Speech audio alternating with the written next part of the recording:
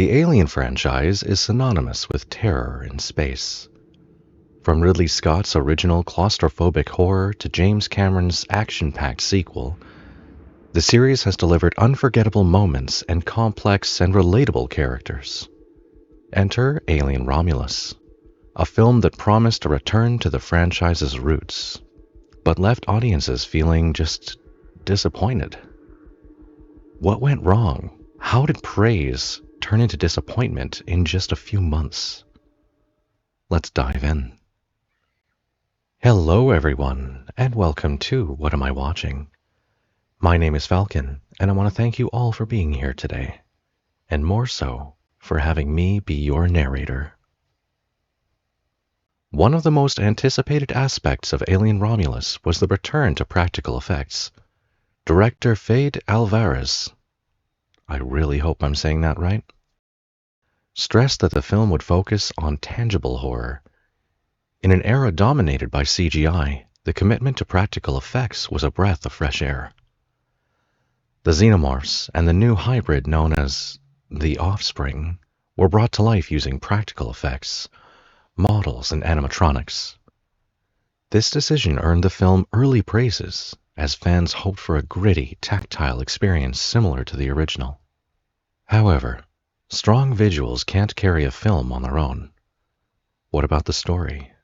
What about the characters? This is where Alien Romulus struggles. Set between Alien and Aliens, the story follows a group of young colonists aboard the Romulus space station.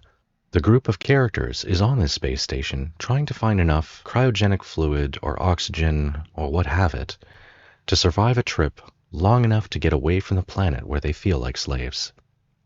As they search and investigate, they discover facehuggers and xenomorphs, leading to a desperate fight for survival. This part of the story, that being them young and basically slaves, was the drive to get you, the audience, to care about them when they start dying one by one. In my opinion, this was the first mistake. When asked why he used such young characters in his film, the showrunner had this to say: "Well, when the characters start dying off, I wanted the audience to care about them." That, for me, in a small interview before the film started in theaters, was the first red flag. You don't get your audience to care about your characters by having them be a certain age. You have your audience care about your characters with good character development, and that is something this film severely lacks. All of these paper cutout characters could have fit into any generic sci-fi horror. The fact that they're young doesn't make me care about them any more or less. One of the most glaring issues is the presence of facehuggers. In previous films, facehuggers are birthed from eggs laid by queens. But here they're just there. No queen, no eggs, just drones and facehuggers. This defies the established lore. It feels lazy, as if the writers overlooked the fundamental rules of the xenomorph life cycle just to have certain things in the movie. Another issue is the film's reliance on young, inexperienced characters.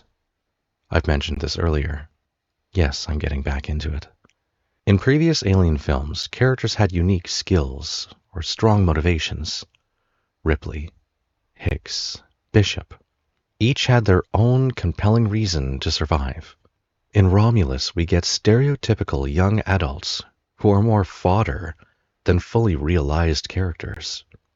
The film attempts to emulate the camaraderie of aliens, but lacks the depth, leaving us with shallow, forgettable personalities.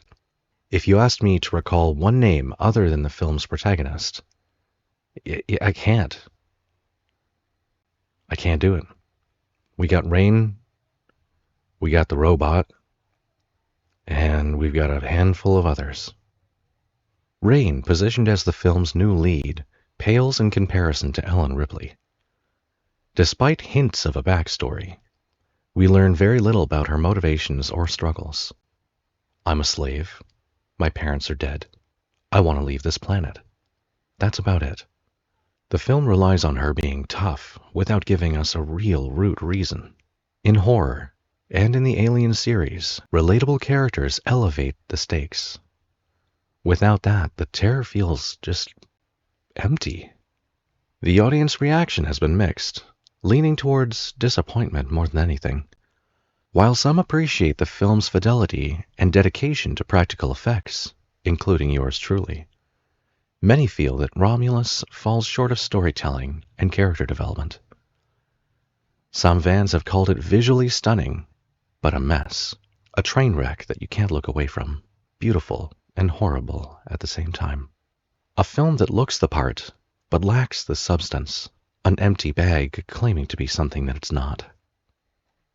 While Alien Romulus had the potential to revive the franchise's horror roots, it ultimately suffers from lazy storytelling, underdeveloped characters, and plot inconsistencies. Changing established lore. Yes, you made a beautiful film. It looks stunning. It's gorgeous. But it's not good. Despite the immersive practical effects. Again, practical effects that stand out, that are absolutely fantastic. It fails to recapture the intensity and the depth that made the originals so impactful. Whether it stands as a minor misstep or a franchise killer remains to be seen. In my opinion, it hasn't killed anything. It's just another forgettable sci-fi flick. If you ask me how many times I've seen Aliens or Alien 3, I couldn't tell you. I honestly couldn't even attempt to count how many times I've seen these films. These films are infinitely rewatchable in my opinion. Alien Romulus? I watched it in theaters and one more time for the writing of this video. When I say it's forgettable, it is absolutely forgettable. Will I ever watch this movie again? Probably not. Does it have an incredible IP attached to it? Absolutely, and that's what makes it so disappointing. This situation reminds me of the Child's Play reboot. I'm going to have a controversial take. I actually enjoyed the Child's Play reboot. If you remove the IP, it's not bad. It's its own sci-fi horror flick about a rogue AI who thinks he's doing the right thing. But they had to ride that IP, and in my opinion, it damaged the film's reputation. In fact, they basically remade it a year later and called it Megan.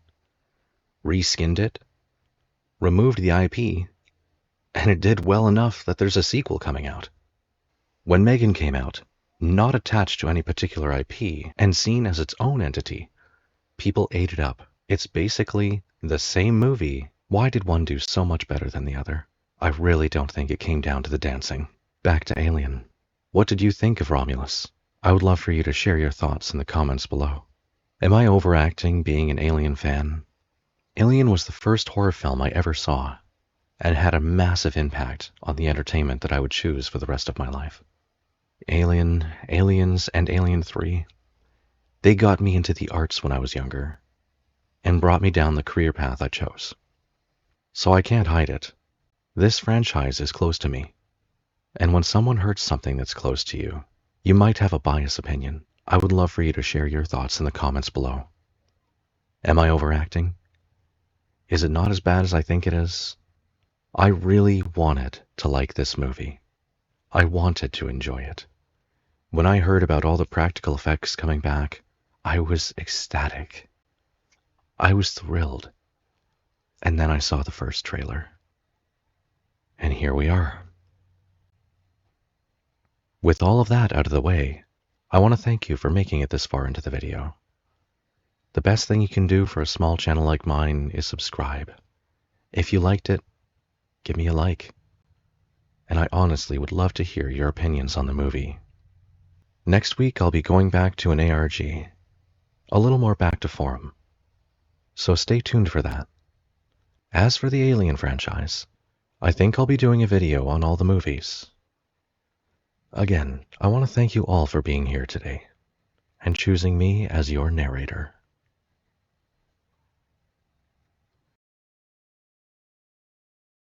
When asked why the showrunner chose such young actors to portray his characters in this film, he responded with, "I wanted..."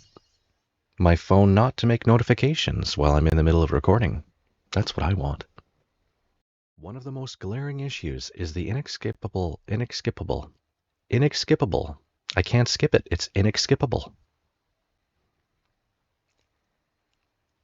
One of the most glaring issues is the inescapable. I did it again. This line is inexcusable. One of the most glaring issues is the I give up. I'm not saying that word ever again in my entire life. It's gone. It's a dead word to me. I am deleting it from my library. While Alien Romulus had the